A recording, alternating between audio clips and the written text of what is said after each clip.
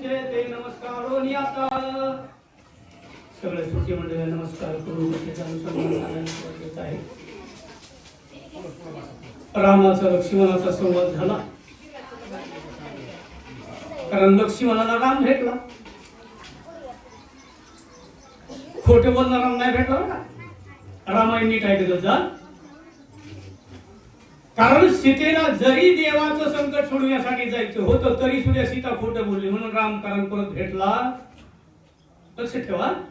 आणि लक्ष्मणाला राम भेटला, पण लक्ष्मणाला शब्द कारण त्या ठिकाणी सहन नाही झाले, म्हणून संत नाही होता. बघा, लक्ष्मण संत नाही, हा साधू आहे. काय साधू आहे, संत नाहीये. संत कुणाला म्हणतात आहे? शब्दशास्त्रे झाले कलेस, संती मानावा उपदेश.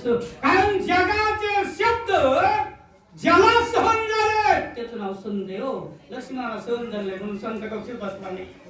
बघा, बाकीचं नाहीच कधी करता, टाइम नाही माझ्याकडे, तेवढा वेळ नाही. नाही तर रामायणामध्ये फक्त एकच वैष्णव, एकच बघा, एकच एका जनार्दनी वैष्णव शिरोमणी महादेव.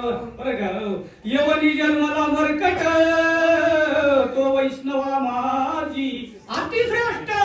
हनुमंत म्हणावया कनिष्ठ, ऐसा पापिष्ट कोण आहे? आई परिस्थिती आहे.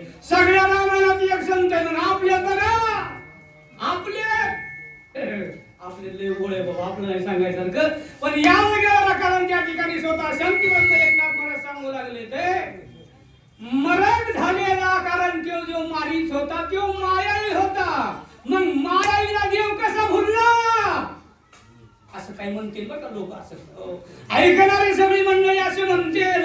असं म्हणू नका, कारण तुमचं मन जरी संकोचित झालं असलं तरी त्याचं उत्तर मी देतो. असं कारण त्या ठिकाणी ग्रंथकार सांगू लागले, स्त्रियाच्या कामाते प्रीते माया मरगी गोपते नाही नावला कामा करते गुण ग्रंथके अवधारा.